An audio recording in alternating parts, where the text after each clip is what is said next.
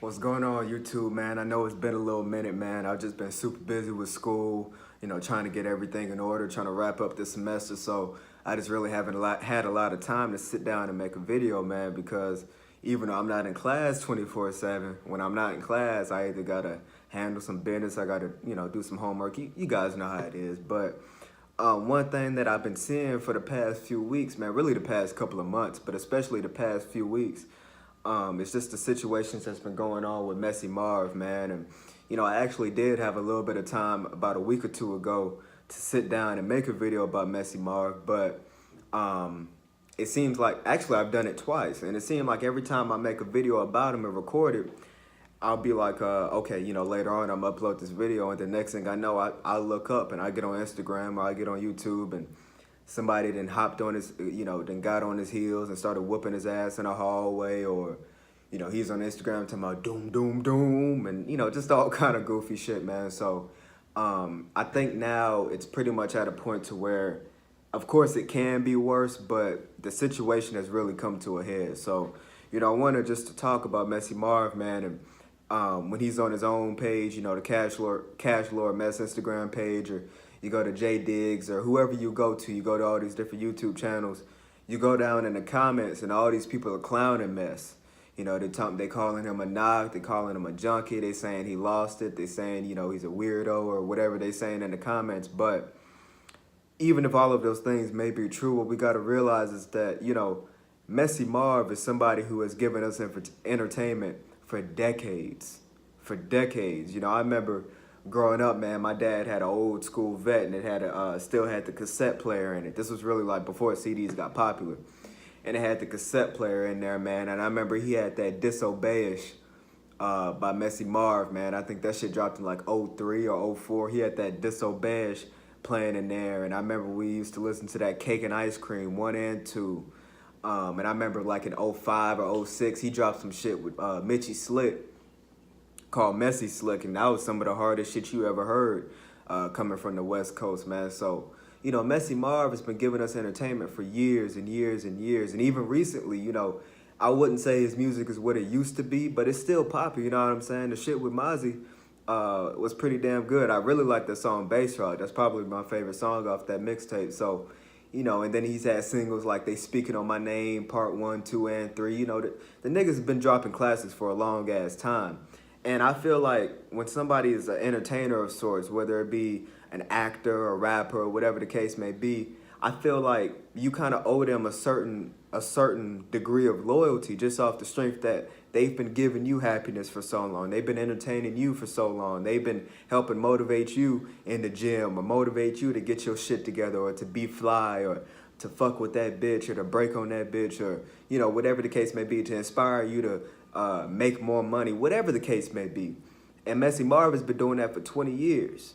You know what I'm saying? Like I said, Disobeyish and shit like that is some of the hardest shit you ever heard, especially coming out of Northern Cali. So it's just like, I feel like us as a people, hip-hop fans, Messy Marv fans, we have to look at the situation and try to figure out a way to help Mess, you know what I'm saying? But going into his face with camera phones and showing him all tweaked out and, whatever the case may be, letting him pull $6 out his pocket, the shit is just crazy. Like, in a way, in a fucked up way, I'm glad they did show that just to show how bad the situation had got.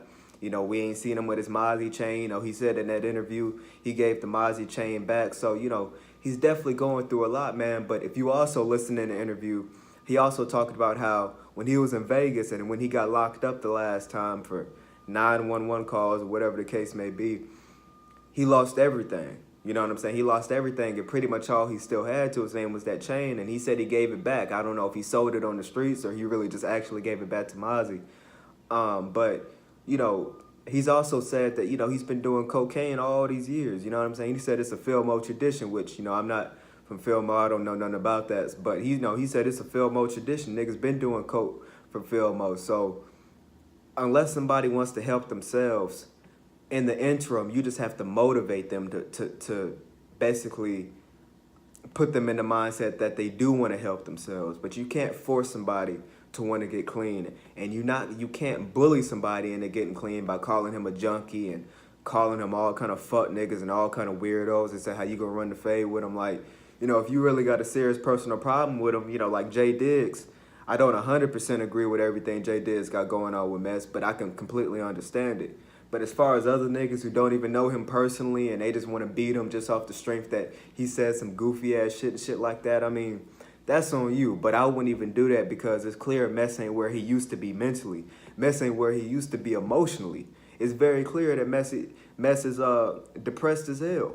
And that's why in the past couple of months, the drug problem has gotten even worse. That's why the situation has exacerbated because he don't have anything. He's staying with somebody in Richmond right now, and every little $5, $6, $10 he can get, he's sitting there smoking it up in a Brillo pad. You know what I'm saying? So we got to start going to his comments. Me too. Like, I actually deleted Instagram, but on these comments on YouTube and all these different things, man, we got to go to the comments on Instagram and on YouTube. I don't think he has a Twitter, but I know he has a Snapchat. I don't know if he gets on there, but we got to learn to motivate Mess. You know what I'm saying? We got to motivate him and just try to inspire him to be better and go back to what he used to be because truth be told, he still has thousands and thousands and thousands of fans out here, and he has people like Mozzie behind him, who is basically kind of like the new Mess. So with people like Mozzie behind him, who's gonna give him what he needs, Mozzie just was talking on live. He said, the niggas always in my favor. I'm always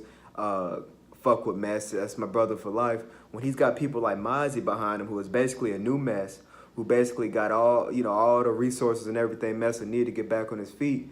All we got to do is keep inspiring Mess to go in the right direction. But cash apping him $10 and everything, knowing he's gonna smoke it up, ain't gonna do no good. Dropping all these negative comments, getting him angry and all flustered and depressed ain't gonna do no good. We just need to, when you see him, man, shake his hand and say, man, I love your shit, bro.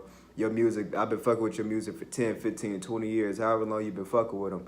And, I'm waiting for that next classic. Or say, man, I know you've been kind of down on your luck right now, man, but, you Messy Marv, nigga, you a legend. I know you're going to get back on your feet just like that.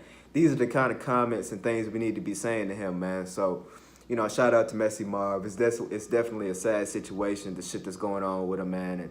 And, I know he's always, like I say, he had songs over like 15 years ago talking about playing with his nose. So, the nigga definitely been doing his thing, but it's definitely gotten out of control, man. And it would be really good to see him sober up, partner up with Mozzie, partner up with Quint. Partner up with all these people that got him to where he is now, and dead to beef with Jay Diggs, dead to beef with Filthy. Just get back to the real Messy Marv. You know what I'm saying? The real Cash Lord Mess, the nigga who we all grew up listening to, man. So. Shout out to Messy Marv, man. Shout out to Mozzie. Shout out all them niggas, man. I fuck with Cali hard, but I definitely want to see Messy do better, man. So, like I said, let's be inspirational, let's be motivational. Shout out to Mess. Peace.